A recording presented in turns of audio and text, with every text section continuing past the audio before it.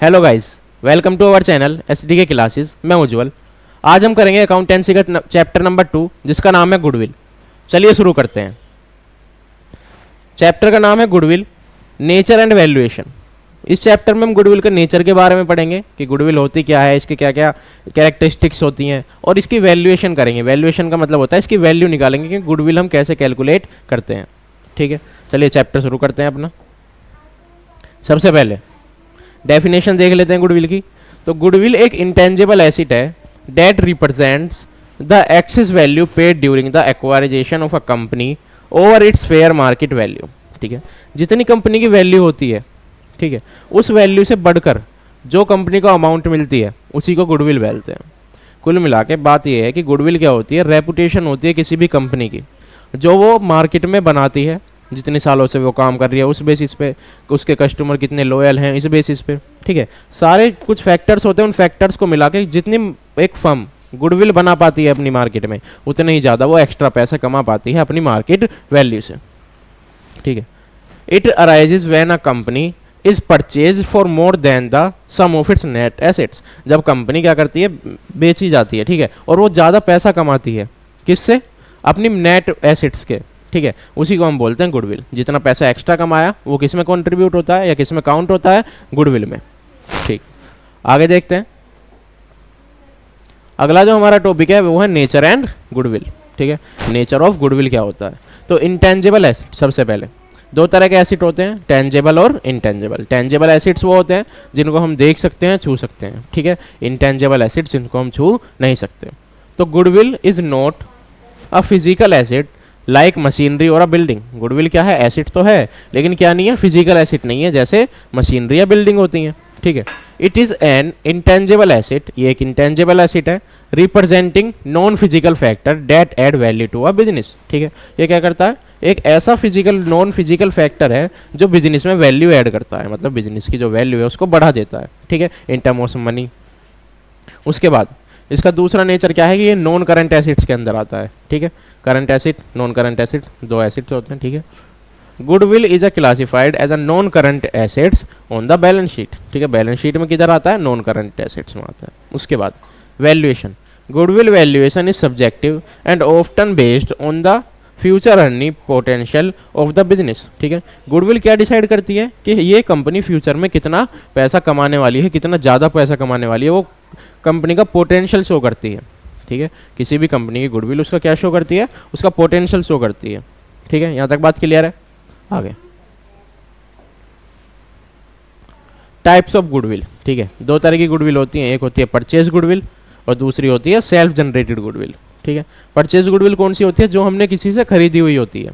Market के चलो हमने किसी से एक फर्म खरीद ली, ठीक है, और उस फर्म की गुडविल मार्केट में पहले से ही बनी हुई है, तो हम उसे क्या बोलते हैं, परचेज गुडविल। दूसरी होती है सेल्फ जनरेटेड गुडविल, वो कौन सी होती है, जो हमने खुद बनाई होती है अपनी मेहनत से। ठीक है, हम मार्केट में आए, हमने मार्केट में सर्वाइव किया 15-16 साल तक, और हमने एक ऐसी गुडविल बना ली कि वो गुडविल लोगों के बीच में हमारे लिए बहुत ज़्यादा अच्छा तरीके से वर्क कर रही है। ठीक है, उसी को क्या भी बोलते हैं, इनहेरिटेंट गुडविल भी बोलते हैं। सेल्फ जनरेटेड गुडविल को ही क्या भी बोलते हैं, इनहेरिटेंट गुडविल। अब पढ़ते हैं परचेज गुडविल के बारे में। Goodwill that is acquired when one company purchase another company and pays more than the fair value of its net identifiable assets. जब एक कंपनी दूसरी कंपनी को खरीदती है, ठीक है, और ज़्यादा पे करती है उसके नेट एसेट्स के मुकाबले में, ठीक है, जो उसकी वैल्यू है उसके मुकाबले में ज़्यादा पे करती है, तो हम उसे क्या बोलते हैं, परचेज गुडविल बोलते हैं कि हमने उसे एक्स्ट्रा पैसा दिया है किस चीज़ का, गुडविल का। एक एग्जांपल से समझते हैं, मान के चलो एक कंपनी है, ठीक है, ABC लिमिटेड कंपनी है। ABC में 4 पार्टनर है या उसमें 3 पार्टनर है, XYZ। ठीक है, अब कोई W आया, ठीक है, कोई W पार्टनर आया और वो कहने लगा कि भाई मुझे भी अब ऐड कर लो कंपनी में, ठीक है, मैं कैपिटल लगा दूंगा। अब जो हमारे XYZ हैं वो पहले से ही 1-1 लाख रुपए उन्होंने कैपिटल लगाई थी बिजनेस में। ये बिजनेस करीब कितने सालों से चल रहा है, 50 सालों से मार्केट में रन कर रहा है। ठीक है, 50 से 20 से 30 से जितने भी सालों से। हाँ, हम आप लोगों ने एक बार और देखी होगी, जो कंपनी होती हैं, फर्म्स होती हैं, वो अपने नाम के पीछे ये लगाती हैं सिंस 1956, सिंस 1947, सिंस 1968। इससे करके क्या बताती हैं कंपनीज, इसे करके कंपनीज बताती हैं कि वो मार्केट में इतने लंबे समय से सर्वाइव कर रही हैं और उनका जो कस्टमर बेस है वो उनके लिए लॉयल है, तभी इसलिए वो अभी तक मार्केट में टिकी हुई हैं। ठीक है, यहाँ तक बात क्लियर है। हाँ, तो हमारा एग्जाम्पल था ठीक है। डब्लू आया, डब्लू ने कहा ठीक है मैं अब 1 लाख न लगा के 10 लाख रुपए लगा दूंगा, क्योंकि उस समय जब आपने 50 साल पहले पैसे लगाए थे तो उस समय 1 लाख वैल्यू और अब 10 लाख बराबर है। ठीक है, पार्टनर्स मान गए। ठीक है, लेकिन पार्टनर्स ने एक और डिमांड रखी कि भाई तू लगा तो रहा है 10 लाख, लेकिन तुझे 5 लाख एक्स्ट्रा भी देने पड़ेंगे। अब डब्लू ने पूछा, डब्लू तो डब्लू है, डब्लू ने पूछा बताओ क्यों? तो उन्होंने कहा भाई हमने जितने 50 सालों में अपनी पहचान बनाई है ना लोगों के बीच में, हमारा प्रोडक्ट हमारे नाम से बिकता है, उस चीज़ के पैसे भी तो दो। तुम तो आओगे और आते मलाई खाने लग जाओगे, ऐसे थोड़ी काम चलेगा। ठीक है, तो क्या दो? उस चीज़ का जो हमने गुडविल अपनी बनाई है मार्केट में उसका पैसा दो। ठीक है, तो उस केस में क्या होगा, जो डब्लू होगा उसको पैसे देने पड़ेंगे। ठीक है, यहाँ तक बात क्लियर है? तो जो एक्स्ट्रा वो 5 लाख रुपए देगा वही उसके गुडविल के होंगे और वही आएंगे परचेज गुडविल में। उनके लिए जो हमारे पार्टनर्स के XYZ, उनके लिए ये परचेज गुडविल नहीं थी, उनके लिए सेल्फ जनरेटेड गुडविल थी। लेकिन जब डब्लू आया उसके लिए क्या बन गई, ये परचेज्ड गुडविल बन गई। ठीक है, दूसरी पढ़ते हैं, inherent goodwill also known as the internal generated goodwill, जो खुद हमने बनाई हुई होती है। It arises from the company's own effort to build a good reputation and the brand value. ये कंपनी के खुद के एफर्ट्स होते हैं जो उसने बिजनेस में लगाए होते हैं एक अच्छी रेपुटेशन और ब्रांड वैल्यू बनाने के लिए अपनी मार्केट में। This type of goodwill is not recorded in the books of account. हाँ, सबसे इंपॉर्टेंट बात, ये जो सेल्फ जनरेटेड गुडविल होती है ये अकाउंट्स में दिखाई नहीं जाती, या हमारी जो बुक्स होती हैं उसमें दिखाई नहीं जाती। परचेज गुडविल हमेशा दिखाई जाती है और कहाँ पे आती है, एसेट साइड में आती है। ठीक है, यहाँ तक बात क्लियर? आगे देखते हैं, फैक्टर अफेक्टिंग गुडविल। अब ऐसे कौन कौन से फैक्टर हैं जिसकी वजह से हमारी गुडविल अच्छी होती है मार्केट में या फिर हमारी गुडविल बेकार होती है? सबसे पहला, क्वालिटी ऑफ अ प्रोडक्ट या फिर सर्विस। जो हम सर्विस प्रोवाइड कर रहे हैं, जो हम प्रोडक्ट लोगों को दे रहे हैं वो कैसा है? सीधी सी बात है यार, अगर हमारा प्रोडक्ट अच्छा नहीं होगा तो लोग हमसे प्रोडक्ट वापस से आके खरीदेंगे क्यों? ठीक है, जब हमारा प्रोडक्ट अच्छा होता है तो लोग क्या करते हैं, वर्ड ऑफ माउथ से सबसे ज़्यादा क्या होती है, गुडविल अच्छी होती है, मार्केटिंग होती है, तो लोग एक दूसरे को बताते हैं कि मैं तो वहाँ से लाया, मेरा तो इतना बढ़िया चल रहा है। ठीक है, मान के चलो एक कपड़ों का शोरूम है, ठीक है, किसी ने कोई कपड़े खरीदे और उसने बताया कि भाई देख ये कपड़े हैं, इतने तगड़ा लग रहा हूँ मैं और इतने सालों से मतलब मैं लगातार उन्हीं वहाँ से ही ला रहा हूँ। ठीक है, उसने अपने एक दोस्त को बताया, दोस्त ने क्या किया, उसको ध्यान में रखा और जब उसको कपड़ों की जरूरत हुई तो वो भी उसी जगह पे पहुंच गया। ठीक है, तो जो गुडविल होती है ये वर्ड ऑफ माउथ से बहुत ज़्यादा होती है। और एक फैक्टर होता है कि आप मार्केट में कितने लंबे समय से हो। ठीक है, इससे भी गुडविल का बहुत ज़्यादा फर्क पड़ता है। ठीक है, अब पढ़ते हैं सबसे पहले क्वालिटी ऑफ प्रोडक्ट और सर्विस की। आपने जो अपना प्रोडक्ट है वो किस तरीके से लोगों को बेचा है और उसकी क्वालिटी कैसी है। ठीक है, तो higher quality can increase customer loyalty and goodwill. जितनी आपकी क्वालिटी अच्छी होएगी आपके सर्विस की या आपके प्रोडक्ट्स की, वो ज़्यादा क्या करेगी, आपके कस्टमर को लॉयल बनाएगी और आपके गुडविल को अच्छा करेगी। ठीक है, यहाँ तक बात क्लियर। दूसरा है brand reputation. A strong well known brand can lead to higher goodwill. ठीक है, एक जो अच्छा ब्रांड होता है जिसका नाम होता है, ठीक है, वो पहले से ही क्या करता है, अपनी गुडविल बना के चलता है। या फिर ये मान के चलो कि गुडविल से ही क्या होता है, किसी भी कोई ब्रांड बन के तैयार होता है। जितनी अच्छी गुडविल होगी मार्केट में फिर वो धीरे धीरे धीरे धीरे ब्रांड में कन्वर्ट हो जाता है। लोकेशन। अब business situated in a prime location can have higher goodwill. एक ऐसा बिजनेस जो एक प्राइम लोकेशन पे है, ठीक है, जहाँ पे मार्केट है, फैसिलिटीज़ हैं ट्रांसपोर्ट की, वाटर की, या फिर वो अपने कस्टमर्स को सेटिस्फाई कर पा रहे हैं आसानी से, ठीक है, लोकेशन वाइज। ठीक है, तो उस केस में क्या होता है, ऑटोमेटिकली गुडविल हाई हो जाती है। उसके बाद customer relation. Long term and the good relationship with customers add to goodwill. जितने ज़्यादा आप अपने कस्टमर्स से बात करेंगे, ठीक है, आफ्टर सेल सर्विस, आपने कुछ प्रोडक्ट बेचा कस्टमर को, उसके बाद आपने कुछ फीडबैक लिया कस्टमर से, ठीक है, तो वो किस में आता है, कस्टमर रिलेशनशिप में ही आता है। कस्टमर ने फीडबैक दिया, उसको भी अच्छा लगा कि हाँ भाई ये तो हमारा ध्यान रखते हैं। ठीक है, तो ये क्या होता है, कस्टमर रिलेशनशिप में आता है कि आप कितने लंबे समय तक अपने कस्टमर को अपने आप से बांध के रख सकते हैं। उसके बाद employee relationships. Goodwill relations with employees and low turnover contribution to goodwill. ठीक है, जो हमारे एम्प्लॉयज़ हैं, जो हमारे अंदर काम कर रहे हैं, वो कितने अच्छे से काम कर रहे हैं और वो अपने जो काम कर रहे हैं उसको अपना काम मान के कर रहे हैं। ठीक है, कुछ लोग होते हैं या फिर कुछ फर्म्स होती हैं जो क्या करती हैं, अपने जो एम्प्लॉयज़ होते हैं उनको बिल्कुल कैसे रखती हैं कि वो भाई कि आप अपना ही काम कर रहे हो, ये मान के चलो, ठीक है, आप हमारे लिए काम नहीं कर रहे, आप अपने लिए काम कर रहे हो। तो इस केस में क्या होता है, एम्प्लॉयज़ के अंदर क्या होता है, कॉन्फिडेंस आता है, जिससे उनका रिलेशन बिल्ट होता है फर्म के साथ, कंपनी के साथ, और वो ज़्यादा लगन और ईमानदारी से काम करते हैं। ठीक है, आगे